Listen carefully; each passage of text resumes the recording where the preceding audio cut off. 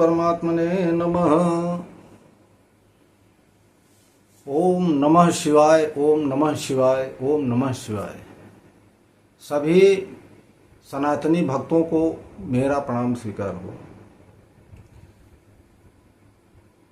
आज मैं आप लोगों को जो हरतालिका तीज है उसकी एक कथा सुना रहा हूँ। उसकी कथा ऐसे है, माता पार्वती की कथा है। माता पार्वती, इसके पहले जो है इनका रूप था सती का, और सती जी जो है हमेशा शंकर जी को ब्याही हैं। शंकर जी ही उनके पति देवता हैं।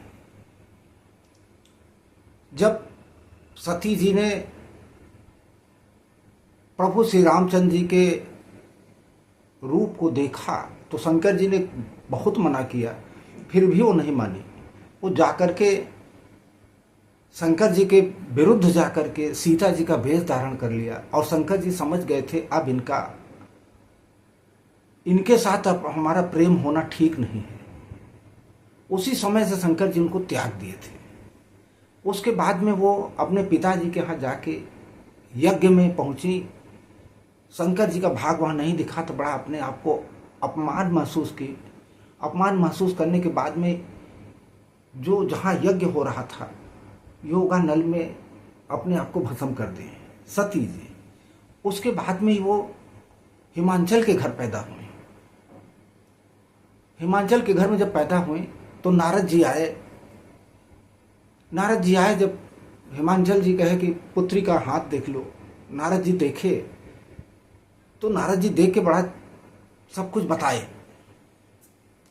बहुत ही सौभाग्यवती है, पूरे विश्व को भरण पोषण करने वाली है, अपने आप जन्म लेने वाली है।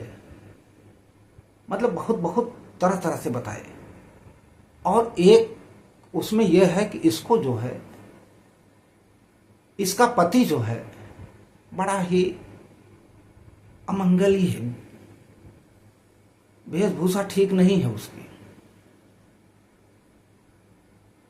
मतलब शंकर जी इसके पति हैं, नारद जी बता के गए थे। जबकि उनके पिताजी उनका वर जो है विष्णु भगवान को कर चुके थे, विष्णु भगवान से शादी करेंगे। लेकिन पार्वती तो शंकर जी की हमेशा रही हैं। शंकर जी की उनकी हमेशा उनके साथ उनका वो है, विष्णु भगवान के साथ कैसे हो जाता। तो पार्वती जी छोटी रूप में ही जो थी, मान के चलिए कि करीब 9-10 साल 11 साल की थी, तभी से जो है उनका दिमाग जो है काम करने लगा कि हमको जो है शंकर जी किसी तरह हमको मिलेंगे, तभी हमारे लिए, हमारे जीवन के लिए कल्याण होगा। शंकर जी अगर नहीं मिलेंगे तो हमारा जीवन बेकार हो जाएगा। तो तभी जो है उनको स्वप्न में आया। स्वप्न में आने के बाद में उनके यह आया स्वप्न में कि तुम तपस्या करो जाके और तुमको शंकर जी मिलेंगे। तो सती जी ने उसी समय जाकर के हिमांचल पर्वत पे जो है कंदरा खोह में तपस्या करने लगी। तपस्या करने लगी तो भयंकर तपस्या की।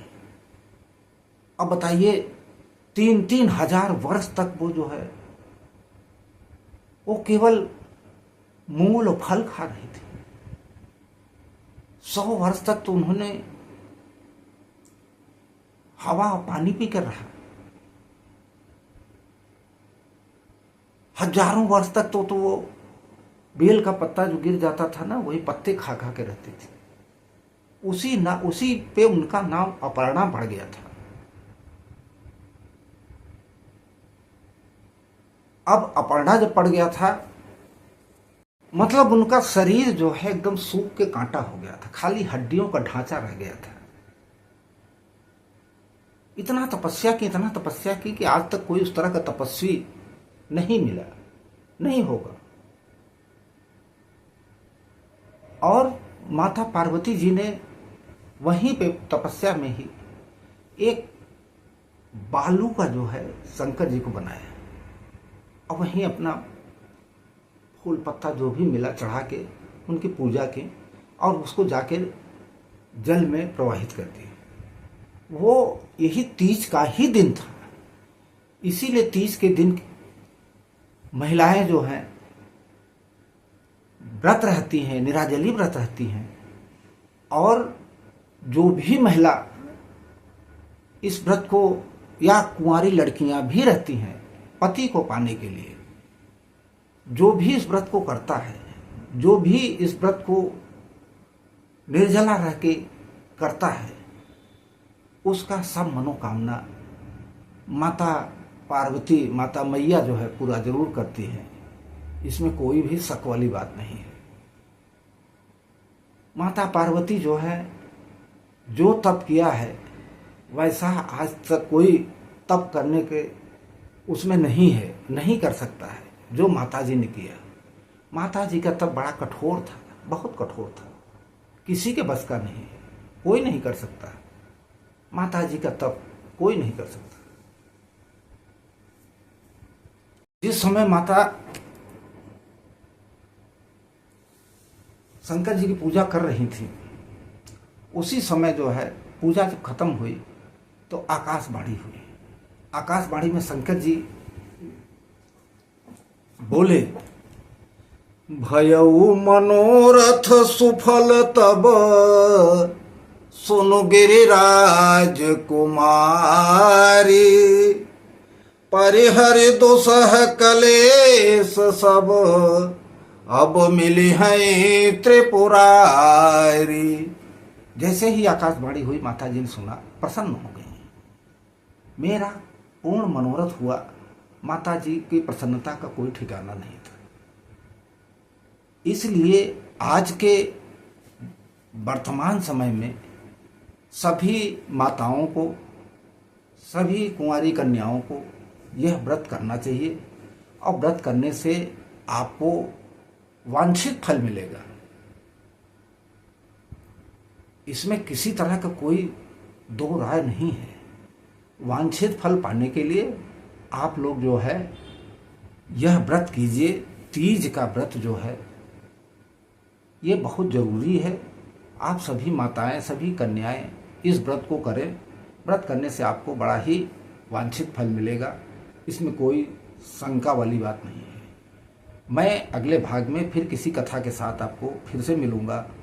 तब तक के लिए बोलिए सियावर रामचंद्र की जय, पवन सुत हनुमान की जय, बोलिए शंकर भगवान की जय, माता पार्वती की जय। हर हर महादेव, हर हर महादेव।